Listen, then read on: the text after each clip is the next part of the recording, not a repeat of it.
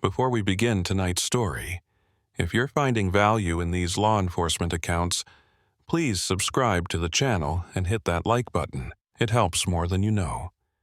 And I'm curious, where are you watching from? Drop your location in the comments. Now, let's talk about New Hampshire, the White Mountains, and the thing that walks down from them when it snows. My name is Catherine Walsh, and I've been a New Hampshire State Trooper for 16 years. I've worked crashes and blizzards, pulled bodies from frozen lakes, searched for lost hikers in sub-zero temperatures. I thought I'd seen every way the mountains could kill someone. I was wrong. This story begins in November 2004. But to understand it, you need to know about February 1952. That's when the worst avalanche in New Hampshire history buried a logging camp at the base of Mount Cannon in Franconia Notch. 47 men died. Most of them never recovered. The camp was abandoned, the site marked with a memorial plaque, and the mountain went back to its silent watch over the valley. For 52 years, that's where the story ended. Then the snow people started walking. The first report came on November 18, 2004, just after the first major snowstorm of the season. I was working the night shift on I-93, the main highway through Franconia Notch. Around 2:30 a.m., I got a call from dispatch. "Trooper Walsh, we've got a motorist reporting pedestrians on the highway near mile marker 115. Says they're walking in the road, causing a hazard." "Copy that, on my way." Mile marker 115 was in the heart of the notch, surrounded by steep mountains on both sides. Nobody walked there, especially not at night in November. I figured it was drunk college kids from one of the ski resorts doing something stupid. I was there in 10 minutes.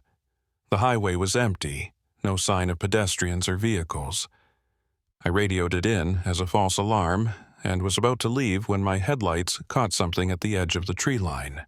A figure, standing perfectly still about 20 feet from the road. I grabbed my flashlight and got out, the November cold hitting me like a slap. "State Police, step out where I can see you." The figure didn't move. As I got closer, my flashlight revealed something that made no sense. It looked like a person, roughly human-shaped, but it was made entirely of snow. Not a snowman, not someone covered in snow. It looked like someone had sculpted a person out of packed snow, life-sized and detailed enough that I could see the suggestion of a face, arms, legs. "What the hell?" I muttered, circling it with my flashlight. That's when I noticed the tracks. Human footprints in the snow, leading from deeper in the woods, stopping right where this snow figure stood. But there were no tracks leading away, just this thing, standing where someone had been walking. I radioed dispatch. "Yeah, I found something weird here. Some kind of snow sculpture on the side of the highway. No sign of who made it." "Copy that. Need anything else?" "Negative. Probably just kids messing around." But as I walked back to my cruiser, I looked back. The snow figure was gone. Just empty space where it had been standing, and a small pile of snow on the ground. I told myself the wind had knocked it over. That's what wind does to loose snow, right? 3 nights later, November 21st, I got another call. Same location, different caller. Pedestrians on I-93 walking in the southbound lane near mile marker 115. This time, when I arrived, I saw them.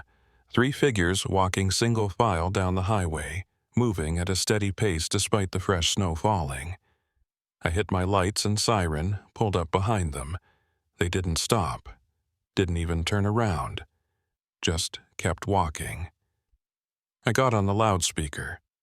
"This is State Police. Stop walking and move to the shoulder immediately." Nothing. They kept walking, their pace never changing. I pulled alongside them and finally got a good look. My blood went cold. They weren't people. They were the same thing I'd seen 3 nights ago, figures made of snow. But these were moving, walking, their legs articulating like real legs, their arms swinging at their sides. Where their faces should have been, there were just smooth surfaces of packed snow with indentations that suggested eye sockets and mouths. I grabbed my radio with shaking hands. "Dispatch, I need backup at mile marker 115. I don't know what I've got. 3 pedestrians, but something's wrong with them." "What kind of wrong, Walsh?" "Just send backup, now." I kept pace with them, watching through my window. They weren't leaving footprints. The snow falling around them seemed to add to their mass, making them slightly larger as they walked, and they were heading south down the mountain toward the towns in the valley below. Trooper James Morrison arrived 15 minutes later. By then, the snow figures had stopped in the middle of the road, standing perfectly still like they were waiting for something. "What am I looking at, Kate?" Morrison asked, his flashlight beam playing over the 3 figures. "I have no idea. They were walking. I saw them walking. They're snowmen. Snowmen don't walk, Jim." We approached them carefully, but the moment we got within 10 feet, they collapsed, just fell apart into piles of snow, like someone had kicked them over. We searched the area, but there was nothing. No footprints, no evidence anyone had built them. Nothing. Morrison looked at me with concern. "You feeling okay, Kate? Getting enough sleep?" "I know what I saw." They were walking. "Kate, it's late November in the mountains. It's dark, it's snowing, visibility is shit. You saw some snow formations, your mind filled in the details. Happens all the time. Maybe he was right. Maybe I was seeing things. I filed the report as debris and roadway removed, and tried to forget about it. But I couldn't, because they came back. November 24th, Thanksgiving. I volunteered for the holiday shift because I didn't have family nearby. The highway was quiet. Most people were home with their families. Around 11 p.m., just as I was thinking about getting coffee, my dash cam picked up movement ahead. 6 figures walking down I-93, moving south toward Manchester and the more populated areas of the state. I radioed it in, but this time I recorded everything on my personal phone. I had to document this. I had to prove I wasn't losing my mind. As I got closer, I could see them more clearly in my headlights. They looked more detailed this time, more refined. I could see the suggestion of clothing in their snow bodies: coats, hats, work boots. They looked like laborers from another era, trudging down a highway that hadn't existed when they were alive. I pulled up alongside them and rolled down my window.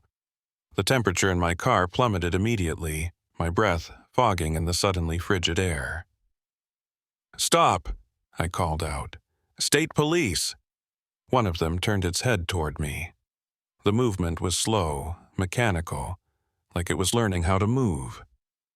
Where its face should have been, 2 dark hollows stared at me. Not empty, but filled with something that absorbed light.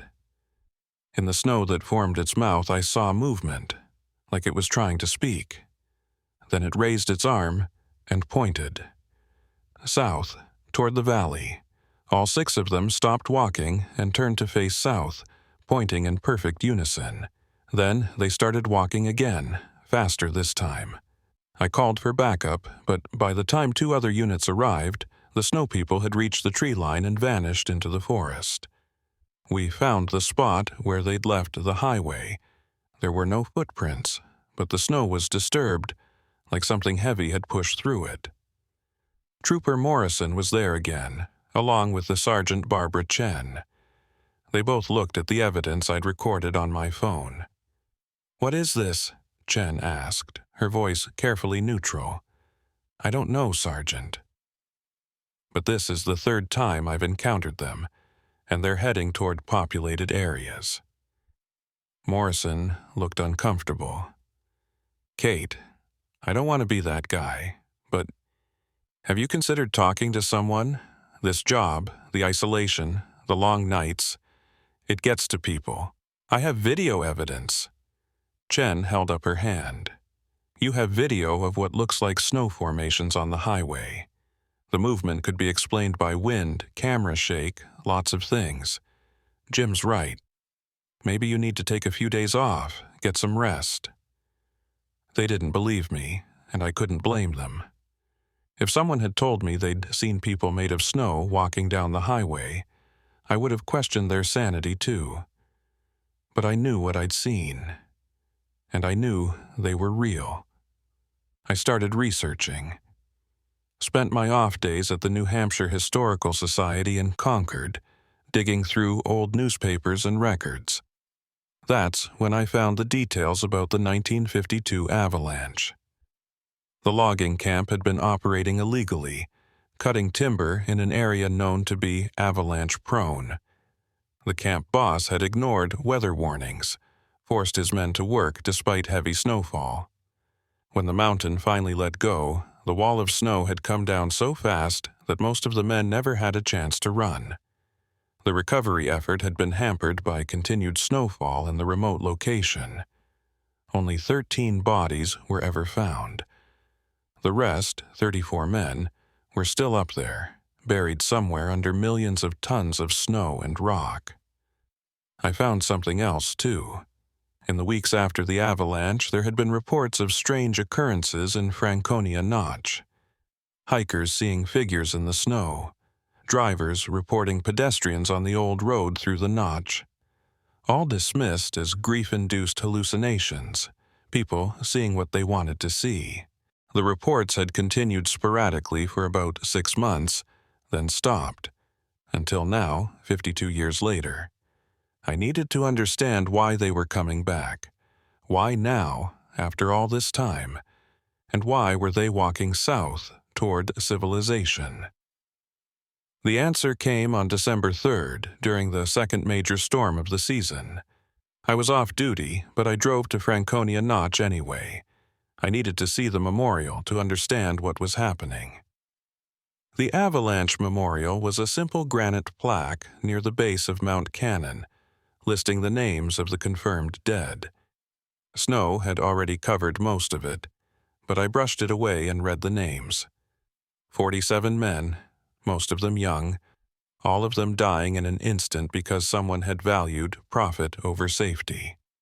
"I'm sorry," I said to the empty forest. "I'm sorry no one could save you." That's when I heard it. A sound like wind, but rhythmic, purposeful. I turned and saw them emerging from the tree line. Not 6 this time. Dozens of them. Maybe 50 or more, all made of snow, all walking in formation down the mountain. They passed within 20 feet of me, and I stood frozen, unable to move or speak. Up close, I could see details I'd missed before. Some of them were missing limbs, arms torn away, legs shattered. Some had their heads caved in, their bodies crushed. They were showing their wounds, the injuries that had killed them when the mountain came down. They walked past the memorial without stopping, heading for the highway. I followed them, staying back, documenting everything on my phone. When they reached I-93, they didn't cross immediately.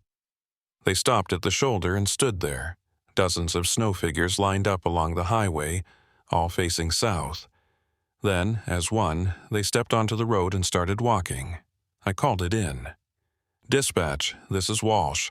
I need every available unit at mile marker 114 on I-93. We need to close the highway, now." "What's the situation, Walsh?" "Major hazard on the highway. Multiple obstructions. I need backup immediately." Within 20 minutes, we had 5 units on scene. The other troopers arrived to find me standing in the middle of I-93 with dozens of snow figures walking past me, heading south. This time, everyone saw them. This time, it wasn't just me. Sergeant Chen got out of her cruiser slowly, her face pale.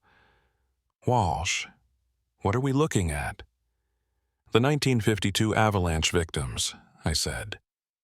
"They're coming down from the mountain." Morrison was on his radio, calling for more backup, trying to explain the situation to dispatch. Other troopers were trying to stop the snow people, But the moment they touched them, the figures collapsed into harmless piles of snow. Then, seconds later, they reformed and continued walking. "They can't be stopped," I said. "They're not really here. Or they are, but not in a way we can interact with." Chen looked at me. "Where are they going?" "South, toward Manchester, toward people." We followed them for 7 miles before they finally stopped at mile marker 121, near the town of Lincoln. There, they turned east and walked into the woods, disappearing one by one into the darkness. We spent the rest of the night searching the area but found nothing.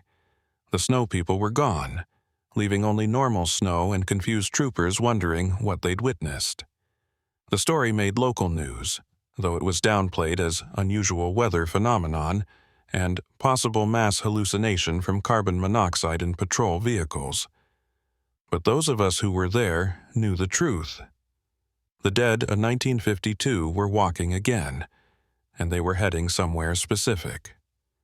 Over the next week, reports came in from all over the White Mountains.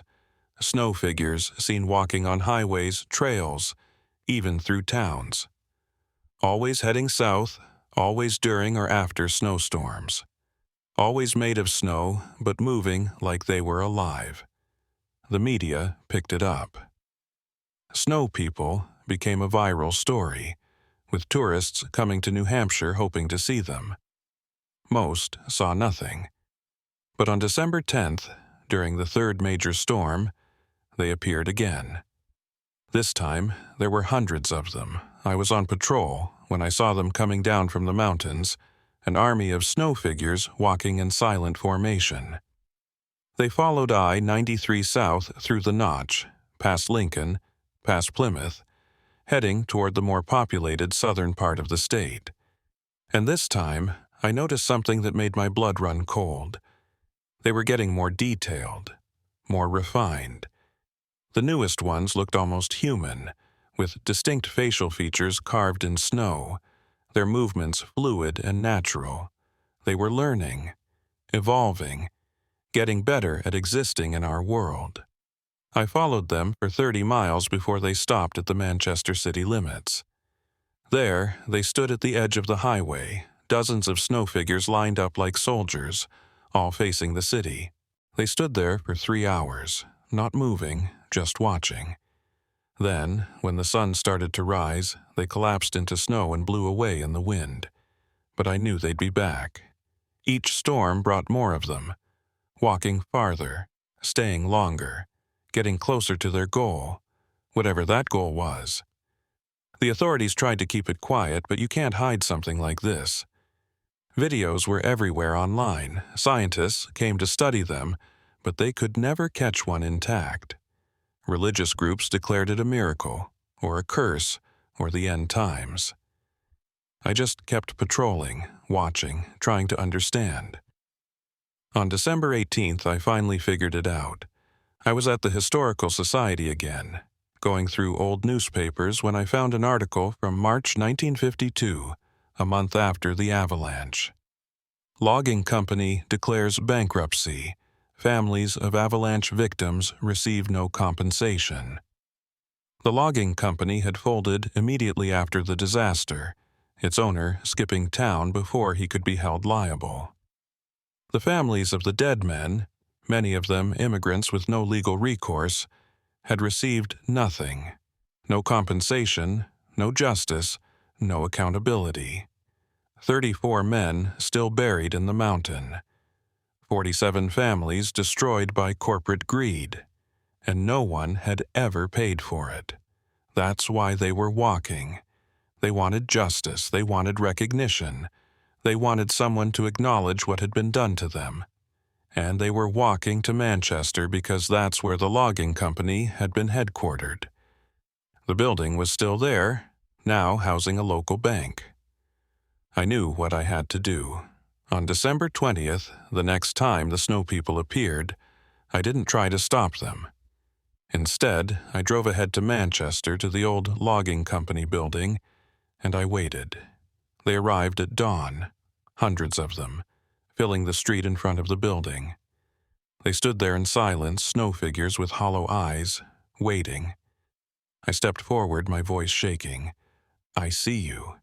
We all see you. You're not forgotten. What happened to you was wrong. You deserved better. The snow figure at the front of the group raised its arm and pointed. Not at me, not at the building. It pointed up toward the mountains. Then, one by one, they turned and started walking north. Back toward the mountains, back toward home. It took them 3 days to make the journey. I followed them the whole way, along with dozens of other troopers, reporters, and curious citizens. They walked through towns, across highways, through forests, retracing their path back to Franconia Notch. On December 23rd, they reached the Avalanche Memorial. All of them, hundreds of snow figures representing not just the 47 confirmed dead, but everyone who'd ever died in those mountains, stood in a circle around the memorial. Then, they collapsed. All at once, they fell apart into ordinary snow, covering the memorial in a fresh white blanket. And they didn't come back. I stood there in the falling snow, watching the empty space where they'd been, and I understood. They hadn't been seeking revenge or trying to harm anyone. They'd just wanted to be remembered, to have someone acknowledge that they'd lived, that they'd died, that it had mattered. The state put up a new memorial, larger and more detailed, listing all the names and telling the full story of the 1952 avalanche and the injustice that followed. Families came forward with stories and photos. The victims finally got the recognition they deserved. That was 16 years ago.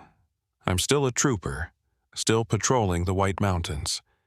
Every winter, when the first snow falls, I drive to Franconia Notch and stand by the memorial, just to remember, just to make sure they know they're not forgotten. I never saw the snow people again. But sometimes, on the coldest nights, when the snow is falling heavy and the mountains are wrapped in silence, I see footprints in the snow, leading from the avalanche site, walking a little way down the mountain, then stopping, like they're checking, making sure we still remember. And we do. We always will. What I told you before was the official story, the one that made the news, the one that satisfied the public, the one that let everyone sleep at night. But it wasn't the whole truth. The snow people didn't stop coming after December 23rd, 2004. They just changed their pattern. It started again in January 2005, about 3 weeks after the memorial service. I was on patrol near Mount Washington, the deadliest small mountain in America, when I got a call from a frightened hiker. "There's something wrong with the snow," he said, his voice shaking. "It's moving. It's forming shapes. You need to send someone up here." I arrived at Pinkham Notch to find a group of winter hikers gathered in the parking lot, all pointing up at the mountain. Even from that distance, I could see them. Dark figures against the white snow, dozens of them, standing in formation along the tree line. Through binoculars, I confirmed what I'd feared. The snow people were back, but these ones weren't walking. They were just standing there, perfectly still, arranged in precise rows like soldiers on a battlefield. I called it in, but this time the response was different. Within hours, I had State Police Command on scene, along with representatives from the Department of Safety and, surprisingly, the National Guard. Major Dennis Cooper from the Guard pulled me aside. "Trooper Walsh, I need you to tell me everything you know about these formations. Everything, not the sanitized version you gave the press." I hesitated. "Sir, with respect, why is the National Guard involved in a local phenomenon?" "Because it's not local anymore. We've had reports from Vermont, Maine, and upstate New York. Snow formations appearing during storms, standing in military formations, always near sites of historical deaths. Avalanches, logging accidents, mining disasters, they're appearing everywhere. The scale of it hit me like a physical blow. How many? Thousands, maybe tens of thousands, and they're all doing the same thing, standing watch like they're waiting for something. Over the next week, I became part of a task force studying the snow people. We documented everything, their patterns, their locations, their behavior. What we discovered was both fascinating and terrifying. The snow people weren't random.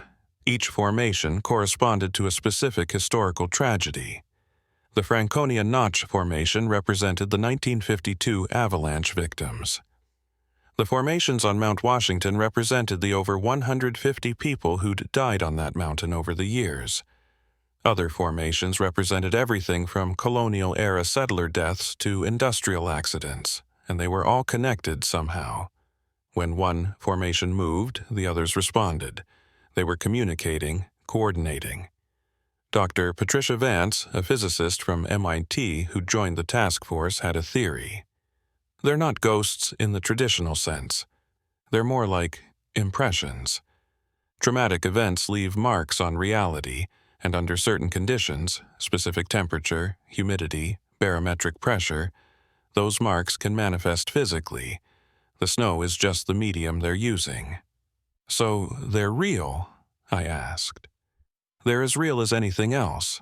They have mass, they affect the physical world. They can be measured and observed. But they're not alive in any biological sense. They're echoes, resonances, memories made solid. Then why are they waiting? What are they preparing for? Dr. Vance didn't have an answer to that. None of us did.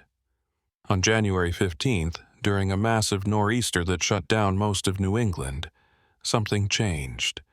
I was monitoring the formations near Franconia Notch when they all started moving at once. Not south toward civilization this time, but north, deeper into the mountains, toward the highest peaks.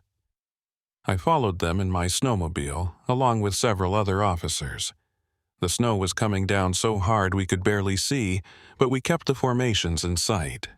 They moved with purpose, climbing trails that would be deadly for humans in these conditions, heading upward through the storm. They led us to the summit of Mount Lafayette, one of the highest peaks in the Whites. There, sheltered in the lee of the summit cairn, we found something impossible. A structure, made entirely of snow and ice, but clearly artificial. It looked like a cross between an igloo and a cathedral, with walls 10 feet thick and an arched entrance facing south. Inside, the temperature was somehow warmer than outside, hovering just below freezing instead of the -20 it should have been. The snow people had built this, carved it out of the mountain itself. "What is this?" Major Cooper breathed, his flashlight playing across ice walls carved with intricate patterns. Dr. Vance was already taking measurements, her scientific instruments beeping in the cold. "It's a focal point, a place where the veil between past and present is thinnest. They're not just memories anymore. They're trying to become real. How is that possible?" "I don't know, but look at these carvings." She pointed to the walls. In the ice, preserved like fossils, were images, scenes from the past, moments of death captured in frozen water. I saw the avalanche of 1952, the wall of snow crashing down. I saw men freezing on Mount Washington's summit. I saw industrial accidents, house fires, drownings in mountain lakes. All the ways people had died in these mountains, recorded in ice like a gallery of tragedy. "They're remembering," Dr. Vance said softly. "All of them together. Pooling their memories, their identities, their pain. They're becoming something larger than individual deaths. Becoming what?" Before she could answer, the walls began to glow.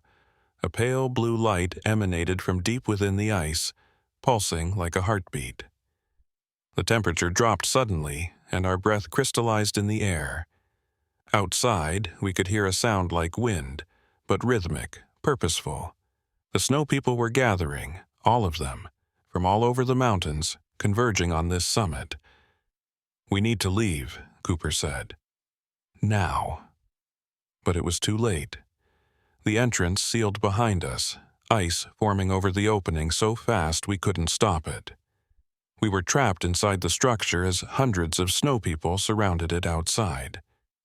For 3 hours, we huddled in that ice cathedral while the storm raged outside and the snow people stood guard. Dr. Vance kept taking measurements, documenting everything with shaking hands. Cooper tried to radio for help, but our signals couldn't penetrate the ice walls. I just watched the carvings, seeing all those deaths play out in silent loops, and I finally understood what was happening. The snow people weren't trying to harm us. They were trying to show us something, to make us understand what the mountains had taken, what had been lost and forgotten over centuries of human presence in these harsh lands. When the storm finally broke and the ice entrance melted open, we emerged to find the summit empty. The snow people were gone, but they'd left something behind. Carved into the snow in letters 10 feet high, visible for miles, were words. "We were here. We mattered. Remember us." The media called it a hoax, said someone had used snow carving equipment to create the message. But we knew the truth. The dead were speaking, using snow as their voice, demanding to be acknowledged. The task force was dissolved the next day. Too many uncomfortable questions, too much that couldn't be explained. We were told to stop investigating, to let it go, to focus on our regular duties. But I couldn't let it go, because I'd seen something else in that ice cathedral, something I hadn't told anyone about. In one of the carvings, clear as day, I'd seen my own face, a scene that hadn't happened yet, showing me in a patrol car, surrounded by snow people, their hands pressed against the windows. It was a warning, or a promise. Something was coming, and I was going to be at the center of it. Over the next month, the snow people appeared more frequently but stayed in the mountains. Hikers reported seeing them standing watch on peaks, materializing during storms, always in groups, always facing different directions, like sentries. On February 12th, I returned to the ice cathedral alone. It was still there, though smaller now, melting slowly in the February sun. I went inside and stood among the carvings, looking for the one that showed my face. I found it on the north wall, but it had changed. Now there were 2 of me in the image, one inside a patrol car, one standing outside in the snow, transformed. Half human, half snow, caught between 2 states of existence. "No," I whispered, "that's not going to happen." A voice behind me, soft as falling snow. "It already has." I spun around. A snow person stood in the entrance, but this one was different. More detailed, more refined. It had a face I recognized, my own face, carved in snow. "We're not separate from you anymore," it said in my voice. "Every time you come to the mountains, every time you stand in the snow and remember the dead, you become part of us. Everyone who witnesses us, who believes in us, who acknowledges us. They join us, not in death but in purpose. What purpose? To remember, to make sure no death is forgotten, no tragedy erased by time. You're a witness, Catherine Walsh, and witnesses become part of the testimony." The figure stepped closer and I could see myself in its features. Not just my face, but my expressions, my mannerisms, everything that made me who I was, reflected in snow and ice. "You're trying to replace me." "No. We're trying to preserve you. When you die, and everyone dies, you'll become part of the mountains, part of the eternal witness. Your memories, your experiences, your dedication to justice and truth. All of it will remain carved in snow, told in storms, remembered forever." I backed away, but there was nowhere to go. The walls of ice surrounded me, reflecting my face 1,000 times. I don't want that. I want to live my life, grow old, retire. I don't want to be a ghost made of snow. You won't be a ghost. You'll be something more, something that matters beyond your brief lifespan. Think of all the people you've helped, all the cases you've solved, all the truth you've uncovered. Wouldn't you want that to continue forever? It was seductive in a way, the promise of immortality, of purpose without end. But it was also terrifying. To lose myself, to become just another snow person walking the mountains for eternity. I choose my own path, I said firmly, and I choose to stay human. The snow figure tilted its head, studying me. Then prove it. When the time comes, when the choice is offered, prove that you're strong enough to remain yourself. We'll be watching. It collapsed into snow, leaving me alone in the ice cathedral.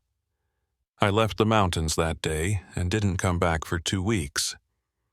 I took vacation time, visited my sister in Boston, tried to pretend everything was normal, but I couldn't stop thinking about what the snow person had said, about choice, about purpose, about what happens when we die. On March 1st, I returned to duty. Winter was ending, the snow melting, temperatures rising. The season of the snow people was coming to a close, but on my first patrol back, I found them one more time. Not walking, not standing guard. They were gathered in a valley near Franconia Notch, hundreds of them, arranged in a perfect spiral pattern. At the center of the spiral stood one figure, taller than the rest, more detailed.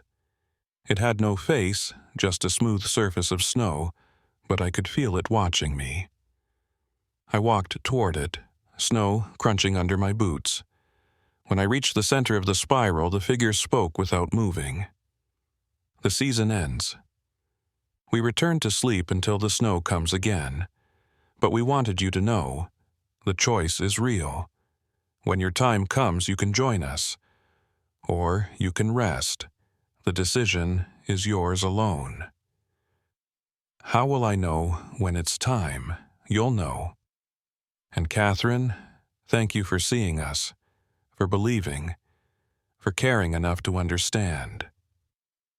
The spiral began to collapse, each figure falling into snow, working from the outside in. When only the central figure remained, it raised one arm in salute, then dissolved like all the others. I stood alone in a field of fresh snow, the mountains silent around me, and I made a decision. If the time ever came, if I was ever offered the choice to become a snow person, I would refuse. I would hold on to my humanity, my mortality, my right to end when my time was done. But I would also remember them, all of them, the dead of the mountains, the voices in the snow, the witnesses carved in ice, because that's what they needed most.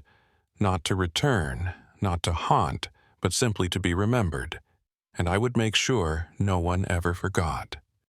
10 years passed, 10 winters of watching for them, 10 springs of relief when they didn't return. The snow people had become local legend, a story people told but didn't quite believe. Even I started to wonder if it had all been real. Then came the winter of 2015. I was 42 years old, a sergeant now, training new troopers who'd never seen the snow people and half believed I'd made them up.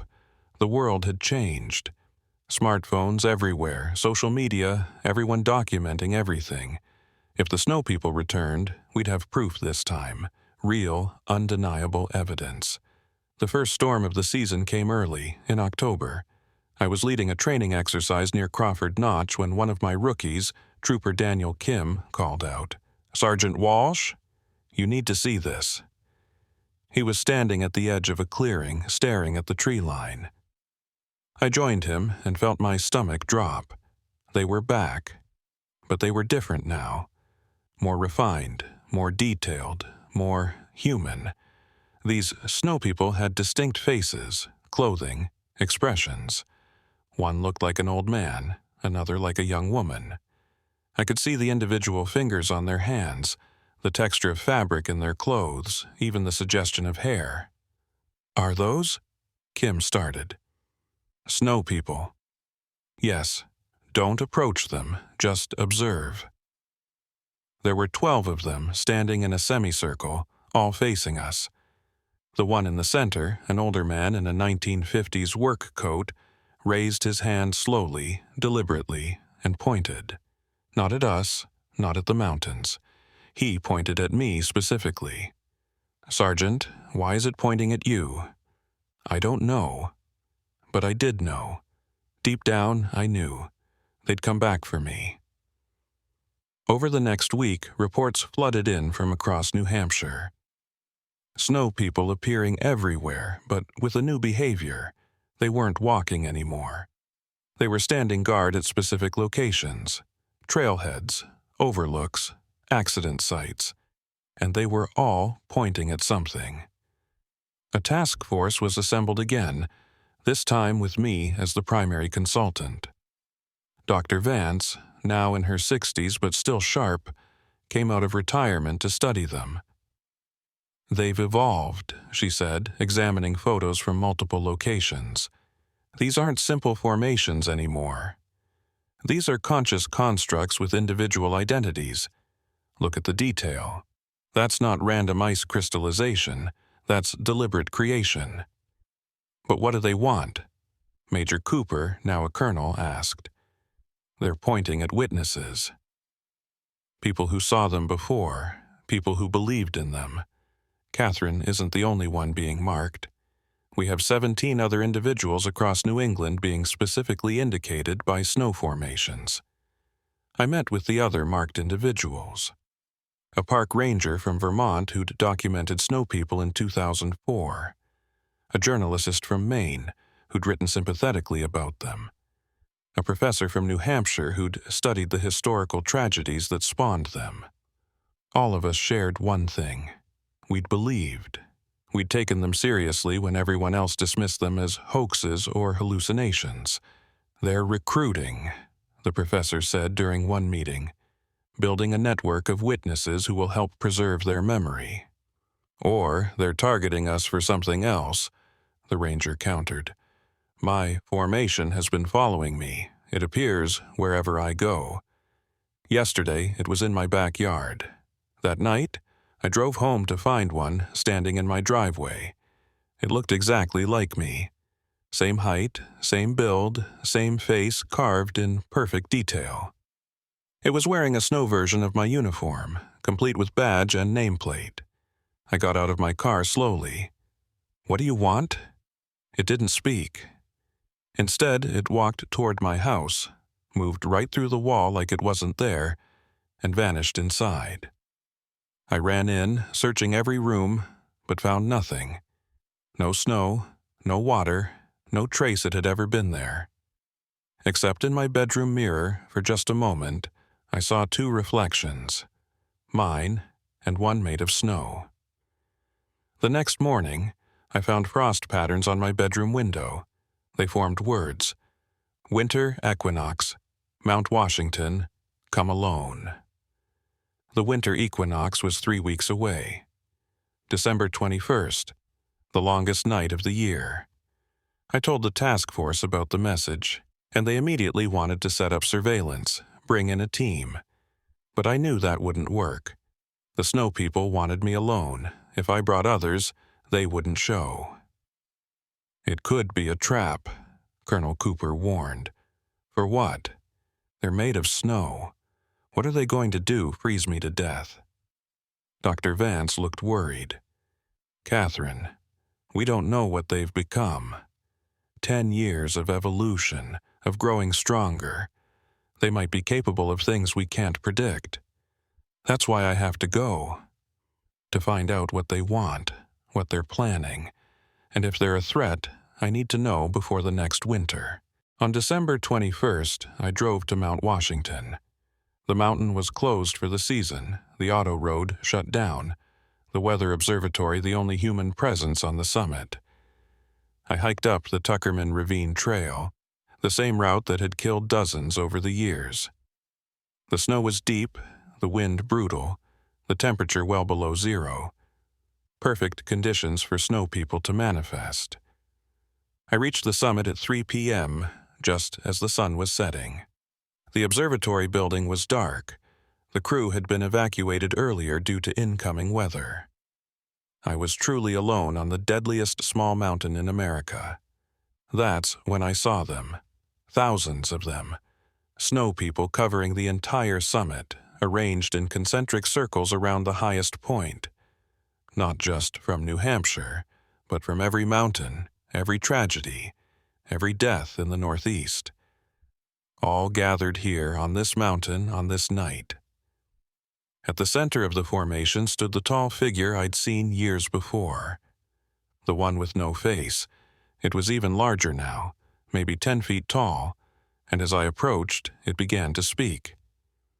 "Catherine Walsh, you came. I was invited. What do you want?" "To offer you a choice, the same choice we offered 10 years ago, but now you understand what it truly means." The circles of snow people began to glow with that same blue light I'd seen in the ice cathedral. The temperature dropped even further, and I could feel frost forming on my eyebrows, my lips. "You've spent 16 years witnessing the dead," the figure continued. "Documenting, remembering, honoring. You understand better than anyone that death should not mean forgetting. We want to preserve that. We want to make you eternal. By turning me into one of you. By making you our voice. Our representative. You would remain human, remain alive, but carry our testimony. When you speak, you would speak for all the forgotten dead. When you remember, you would remember for everyone who has no one left to remember them." It sounded noble, important. But there was something underneath, something darker. "What's the cost?" "You would never be alone again. We would always be with you, in every reflection, every shadow, every moment. You would see us constantly, hear our voices, feel our presence. Some call it a gift. Others call it madness. That's why you're asking permission. You can't do this without my consent." "Correct. We can make formations. We can manifest, we can point and guide. But we cannot enter a living person without their willing participation. So we ask, will you be our voice?" I looked at the thousands of snow people surrounding me, all the forgotten dead of these mountains, and I felt the weight of their need. They wanted so desperately to matter, to be acknowledged, to have their deaths mean something. But I also thought about my life, my sister, her kids, my friends, my career. All the normal human things I'd miss if I said yes. I need time to think. The offer expires at midnight. After that, we return to dormancy for another cycle. If you refuse, we will find another witness. Someone else who believes, who cares, who might say yes where you said no. And if I accept, then you become eternal. Part human, part witness, part memory. You would never truly die, Catherine Walsh. Your body would age and eventually fail, but your consciousness would remain, preserved in snow and ice, speaking for the dead until the mountains themselves crumble. Thunder rumbled overhead. Impossible in winter, but nothing was impossible anymore. The aurora borealis appeared in the sky, green and purple lights dancing over the summit. Reality was bending around this moment, this choice. I had 3 hours until midnight. I spent them walking among the snow people, looking at their faces, reading their stories in the ice that formed their bodies. Each one was a person who'd died in these mountains. Some I recognized from historical records. Others were lost to history, remembered now only in frozen water. I found the 1952 avalanche victims, still standing together as a group. The loggers who'd died because of someone else's greed. Their faces were so detailed now I could see their individual features, their ages, their expressions of fear frozen for eternity. I found the Mount Washington casualties, the hikers who'd underestimated the mountain, the workers who'd fallen, the researchers who'd frozen in storms, all standing together, united in death. And I found one formation that made me stop cold. It was me, a snow sculpture of me, but older, wearing a version of my uniform I'd never seen. The name tag still said Walsh, but the rank was different, Chief, and the expression on its face was one of wisdom, of acceptance, of peace. Is this what I become if I say yes? I asked the faceless figure which had followed me silently. One possible version. The timeline is flexible. But yes, if you accept, you would eventually rise to Chief of Police, would serve another 30 years, would die at age 72, surrounded by family. And then you would join us, would become one of the voices in the snow, helping to guide the next generation of witnesses. And if I say no, then you retire in 5 years, move to Florida, live until 83, die of natural causes surrounded by strangers in a nursing home. You would be forgotten within a generation. Your name would appear in no history books. Your sacrifice and service would be a footnote in department records. It was manipulative, I knew, showing me the noble path versus the lonely one. But I couldn't deny the appeal of mattering, of being remembered, of my life having significance beyond the handful of people who currently knew my name. There has to be another option. There is. You could walk away from all of this. Leave New Hampshire, change careers, pretend the snow people never existed. Live a normal life, free from the burden of witnessing. Some choose that path, but someone else would have to take my place. Yes, and they might not be as strong as you, might not be able to bear the weight of all these memories, might break under the strain and become something twisted, using our power for their own purposes. It was blackmail, essentially. Accept the burden or risk someone weaker taking it on. I looked at my watch. 11:45 p.m. 15 minutes to decide. I thought about why I'd become a trooper in the first place. To help people, to serve, to make sure that when bad things happened, someone was there to respond, to document, to bear witness. The snow people were asking me to do the same thing I'd always done, just on a larger scale, for a longer time, with higher stakes. If I accept, I said slowly, I want conditions. The faceless figure tilted its head, waiting. I remain human. Fully human. I don't transform. I don't become snow. I don't lose myself. I'm your voice, but I stay me. Agreed. I choose when and how to speak for you. You don't control me. Don't force me to say things I don't believe. I'm your representative, not your puppet. Agreed. And when my natural life ends, when I die at 72 or 83 or whenever, I choose whether to join you. You don't automatically claim me.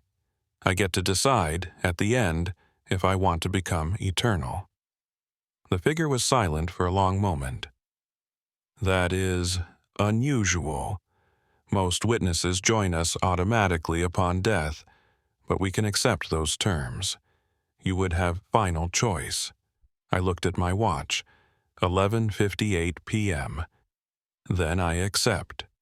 I'll be your voice, your witness, your representative in the world of the living. The moment I said it, everything changed. The aurora intensified, filling the entire sky with colored light. The thousands of snow people raised their arms in unison, pointing at me, and I felt something flow into me. Not possession, not control, but connection. Like a phone line opening, I could suddenly hear all of them, thousands of voices, all speaking at once, all sharing their deaths, their stories, their need to be remembered. It should have been overwhelming, should have driven me insane. But somehow my mind adapted, organized the voices into categories, into manageable streams of information. I knew how every person on this mountain had died. I knew their names, their stories, their final moments.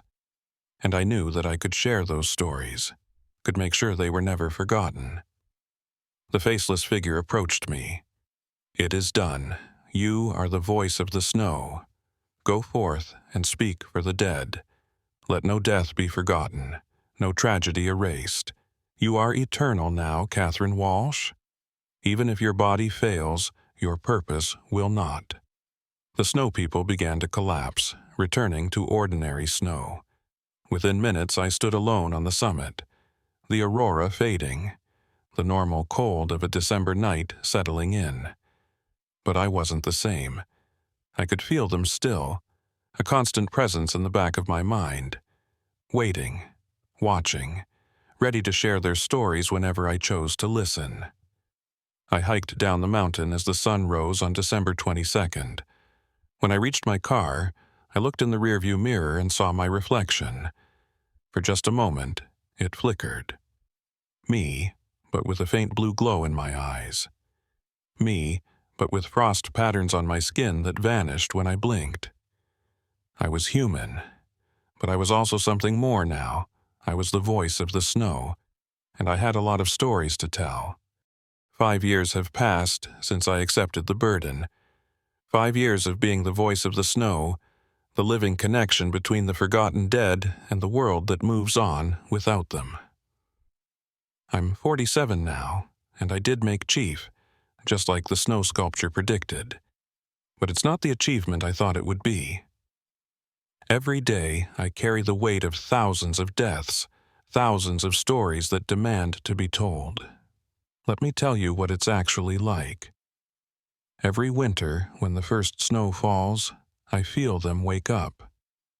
The voices start as whispers, then grow louder until I can distinguish individual stories, individual deaths. A child who fell through ice in 1887, a logger crushed by a tree in 1923, a hiker who took a wrong turn in 1998 and froze just yards from the trail.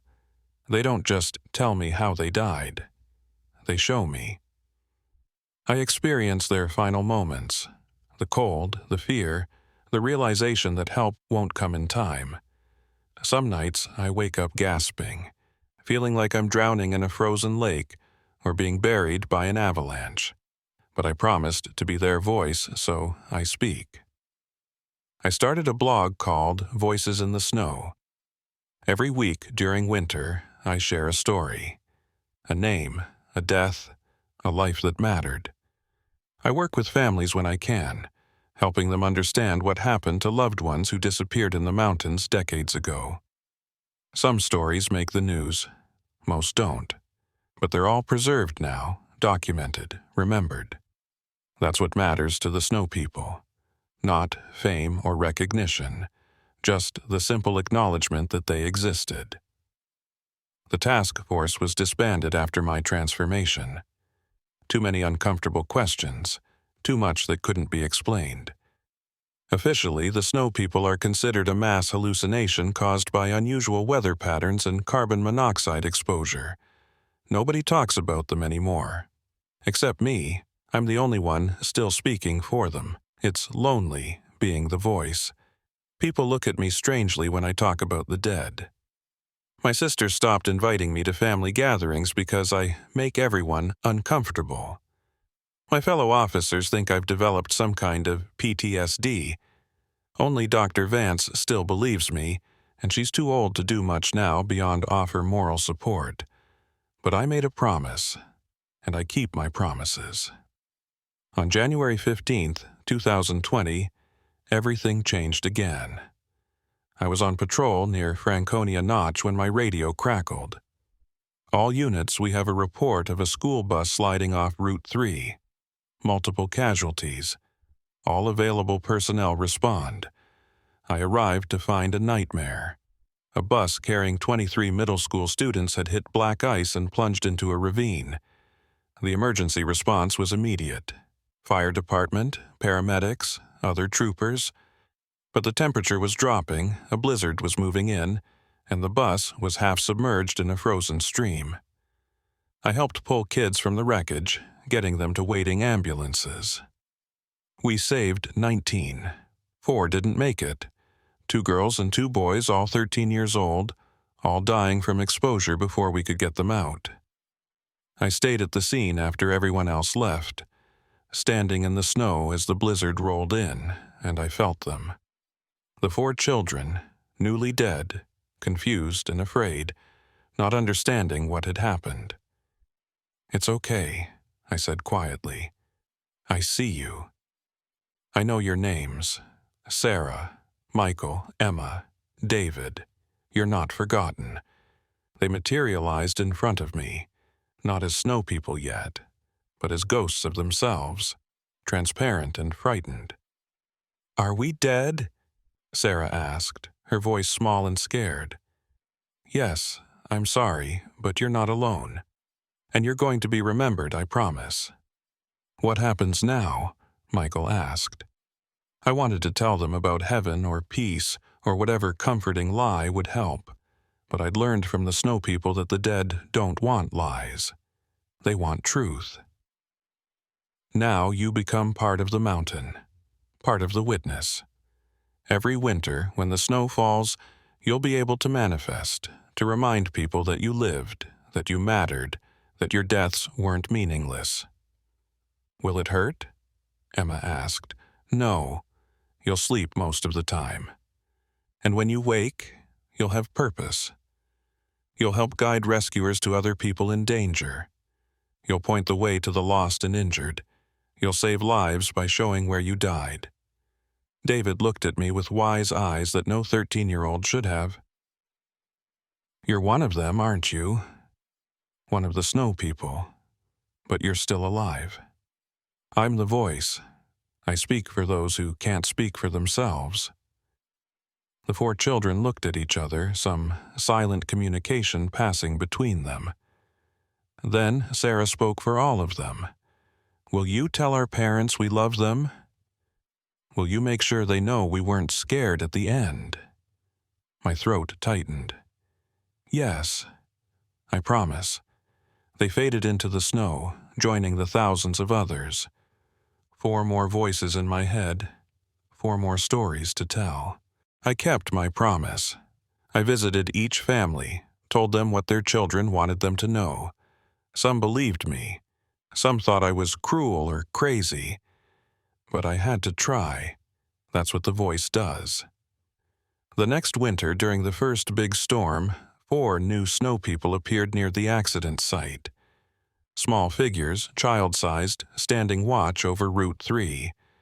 Drivers reported seeing them and slowing down instinctively, being more careful on that dangerous stretch of road. In the year after their appearance, accidents on that curve dropped by 60%. The 4 children were saving lives by reminding drivers to be cautious. That's what the snow people do. They don't haunt. They protect, they warn, they guide. But there's a cost to all of this, and I'm starting to feel it. Last winter, I looked in the mirror and saw frost patterns on my skin that didn't fade. My hair is turning white prematurely, not gray, but actually white, like snow.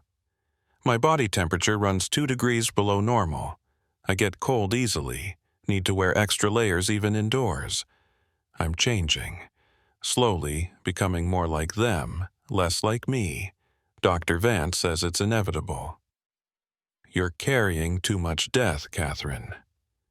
The human mind wasn't meant to hold that much trauma. You're adapting by becoming less human, more like what you witness. Can it be stopped? Not without breaking your promise. You'd have to reject the voices, shut them out completely, and I don't think you can do that anymore. They're part of you now, she's right. I tried once, last spring, to ignore them. Took a vacation to Florida, tried to pretend I was normal. But even there I felt them. The dead of New Hampshire calling to me, needing me, demanding that I return and speak for them. I lasted 3 days before I came back. I've accepted my fate now. I'm not going to die at 72, surrounded by family. I'm going to die sooner, consumed by the cold I carry inside me. Maybe in 5 years, maybe in 10, but eventually the frost will spread too deep and I'll transform completely. When that happens, I'll become the thing I witnessed. A snow person myself, standing eternal watch over the mountains, pointing the way for future witnesses. But until then, I'll keep speaking, keep telling their stories, keep making sure no death is forgotten. Last week, I trained my replacement, Trooper Jennifer Reyes, 26 years old, sharp and observant. She's seen the snow people and believed. She's compassionate and strong and might be able to bear the weight when I can't anymore. I haven't told her what accepting the role really means, how it will consume her life, isolate her from normal human connections, slowly transform her into something other. That's a lesson she'll have to learn herself, if she chooses to accept when the offer comes. Tonight is December 21st, 2020, the winter solstice, 5 years since I accepted the burden. I'm standing on Mount Washington again, at the same spot where I made my choice. The snow people have gathered, thousands of them, all the witnesses I've been speaking for. The faceless figure approaches me, taller than ever, more refined.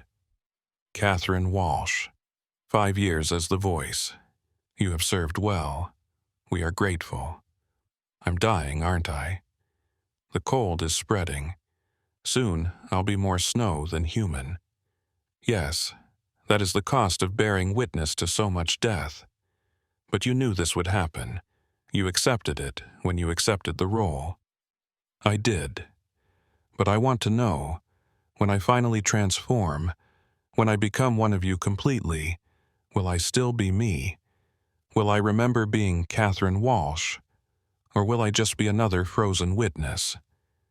The figure is silent for a long moment. We do not lie to you. You will remember everything. Every moment of your human life. Every story you told. Every voice you carried. But you will also remember every death you witnessed for eternity. The question is not whether you remain yourself, but whether yourself can survive that weight. And if I can't, then you fracture.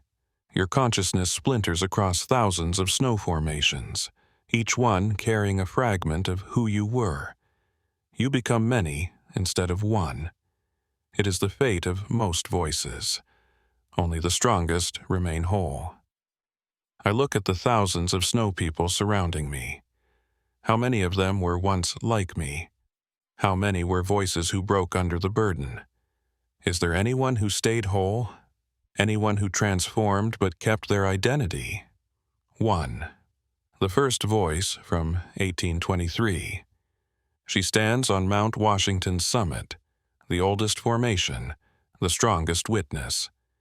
She has maintained her individuality for 200 years. You could visit her, speak with her, learn how she survived. I make the climb immediately, leaving the gathering and ascending to the summit. In the darkness, with temperatures well below zero, I find her. She's the oldest snow person I've ever seen, wearing a colonial-era dress, her face carved with such detail I can see individual eyelashes. She opens her eyes as I approach, and they're not hollow like the others. They're blue, like ice, but aware. "You're the current voice," she says in a voice like wind through pines. "Catherine Walsh. And you?" "Abigail Stone. I was the first. I accepted the burden in 1823 after my husband and 3 children died in a blizzard on this mountain. I was so consumed with grief that when the dead offered me purpose, I accepted without thinking." "How did you stay whole?" The others said most voices fracture. "By remembering who I was before I became this. By holding on to my name, my memories, my identity, even as I took on thousands of other stories. You must build a core of self that cannot be eroded by others' deaths. Hold on to something, a memory, a person, a purpose that reminds you who Catherine Walsh is, separate from the voice. What did you hold on to? My children's laughter. In my darkest moments, when the weight of death threatens to crush me, I remember the sound of my babies laughing. It grounds me, reminds me I was once human, once happy, once alive. I think about what grounds me. My sister, probably. The last connection to my family, to my past before all of this. I need to repair that relationship before it's too late. Thank you, Abigail. Survive, Catherine Walsh. Survive and remain yourself. We need voices who remember being human. Without that connection, we become just monuments to death instead of bridges between the living and the dead. I leave the summit with new determination. I won't fracture. I won't lose myself. I'll be like Abigail, eternal but whole, changed but still me. The next day, I drive to my sister's house. She's reluctant to let me in, but I insist. I need to tell you something. And I need you to remember it, because soon I'm going to change.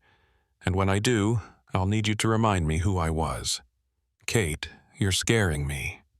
I know. But please, just listen. I tell her everything. The snow people, the voice, the transformation that's coming. I show her the frost patterns on my skin, the white hair, the blue tint to my eyes. I share the stories of the dead I carry. She listens, and I can see her struggling between disbelief and the evidence right in front of her. Even if this is true, she says finally, even if you really are turning into some kind of snow ghost, what can I do about it? Remember me. Remember Catherine Walsh, your sister, the girl who was afraid of thunderstorms and loved strawberry ice cream and wanted to be a dancer before she became a cop. When I come to you as snow, when I'm more dead than alive, remind me of those things. Help me stay whole. She's crying now. I don't want to lose you. You won't. I'll just be different. But I'll still be me if you help me remember. She hugs me, and I feel her warmth against my cold skin. This is what I'll hold on to. This connection, this love, this proof that I was human once. That night, I sleep better than I have in years. The winter ends. Spring comes and the voices quiet. I have a few months of relative peace before they wake again. I use that time to prepare. I document everything, write down my memories, create anchors to my identity. When the transformation comes, I'll be ready. It's now November 2021. I'm 48 years old, and I know this will be my last winter as primarily human. I can feel it in my bones, in the spreading cold that no amount of heat can touch. The first snow fell yesterday, and the voices woke up stronger than ever. 10,000 deaths, 10,000 stories, all demanding to be told. But I'm ready. I know who I am. Catherine Walsh, voice of the snow, bridge between the living and the dead, eternal witness. And when the time comes, when I finally transform completely, I won't fracture. I'll remain whole, like Abigail before me. I'll stand watch over these mountains, telling stories, guiding rescuers, speaking for those who cannot speak. Forever. That's my choice. That's my purpose. That's my fate. I'm the voice of the snow, and I will never stop speaking.